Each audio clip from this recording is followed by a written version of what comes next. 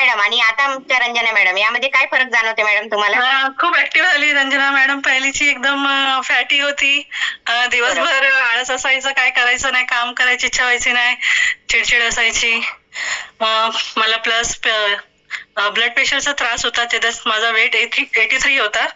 त्यात मला काय समजायला नाही, खूप गरम व्हायचं आणि भीतीसारखं वाटायचं आणि घरात पण खूप चिडचिड असायची.